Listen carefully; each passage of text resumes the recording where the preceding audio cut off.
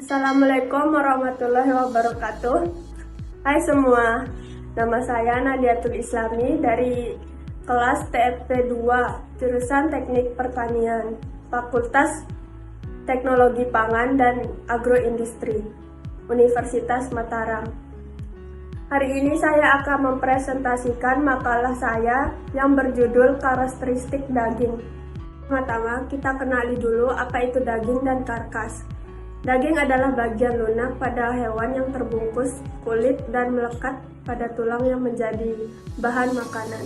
Sedangkan karkas merupakan bagian tubuh hasil pemotongan setelah dikurangi darah, kepala, keempat kaki pada bagian bawah atau mulai dari karpus dan tarsus, kulit, saluran, pencernaan, usus, urin, jantung, tenggorokan, paru-paru, limpas, hati, dan jaringan-jaringan lemak yang melekat pada bagian tubuh serta ginjal yang sering dimasukkan sebagai karkas. Selanjutnya kita akan membahas sifat morfologi pada daging. Yang pertama ada warna. Warna daging adalah indikator visual utama kualitas dan kesegaran daging.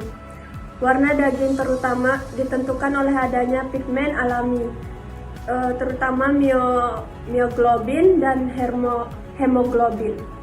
Yang kedua ada marbling. Marbling adalah istilah untuk lemak yang tersebar di dalam jaringan otot. Marbling berperan penting dalam cita rasa, kesegaran, dan kenikmatan daging secara keseluruhan. Yang ketiga ada tekstur. Tekstur mengacu pada sensasi sentuhan dan rasa di mulut yang dialami saat memegang atau mengkonsumsi daging. Tekstur daging dipengaruhi oleh beberapa faktor, termasuk kandungan jaringan ikat, distribusi lemak, dan tingkat kematangan daging. Yang keempat ada grind.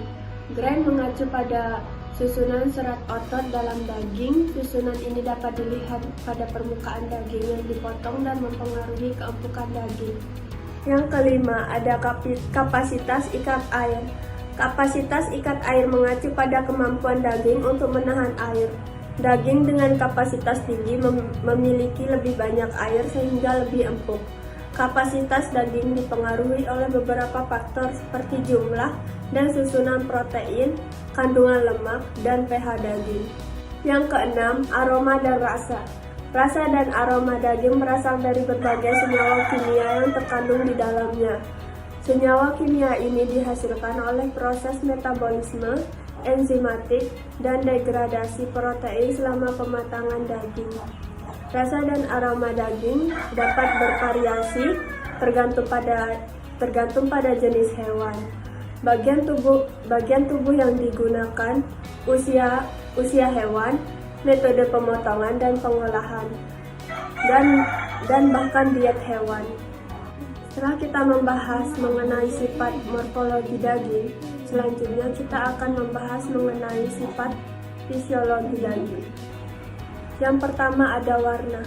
Warna daging bervariasi tergantung pada jenis hewan, jenis otot, tingkat oksigen dalam otot, dan faktor-faktor lainnya. Misalnya, daging sapi cenderung merah, sedangkan daging ayam lebih sering berwarna putih. Yang kedua kadar air. Kadar air memengaruhi kelembapan, kelembutan, dan ketahanan daging terhadap proses perebusan dan pemanggangan. Kadar air yang tinggi dapat membuat daging lebih lembut, tetapi juga meningkatkan risiko pembusukan. Yang ketiga, kekuatan dan kekerasan. Kekuatan dan kekerasan daging berkaitan erat dengan tekstur daging. Ini dipengaruhi oleh sejumlah faktor, termasuk jenis otot, umur hewan, tingkat aktivitas fisik, dan proses pematangan. Keempat, kadar lemak. Lemak memberikan rasa dan kelembutan pada daging. Kadar lemak yang tepat dapat meningkatkan kelembutan dan cita rasa daging. Tetapi terlalu banyak lemak dapat membuat daging terlalu berlemak atau berminyak. Yang kelima, kandungan protein. Protein merupakan komponen utama daging dan memainkan peran penting dalam tekstur dan kekuatan daging. Kandungan protein yang tinggi dapat menghasilkan daging yang lebih kenyal dan padat. Yang keenam, pH daging. pH daging memengaruhi kualitas dan daya simpannya.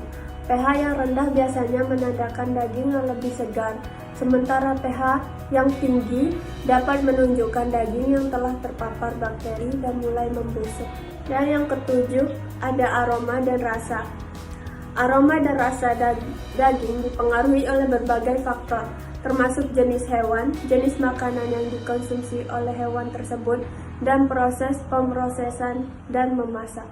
Setelah kita membahas mengenai sifat-sifat daging, yang terakhir kita akan membahas mengenai nilai gizi pada daging. Kandungan gizi daging sebagian besar terdiri dari 65-80%, protein 16-22%, lemak 1,5-13%, substansi non-protein nitrogen sekitar 1,5%, karbohidrat dan mineral sebesar 1%. Ya, akhir dari presentasi saya. Apabila ada kekurangan dan salah kata, saya mohon maaf. Saran dan kritik silakan di kolom komen ya.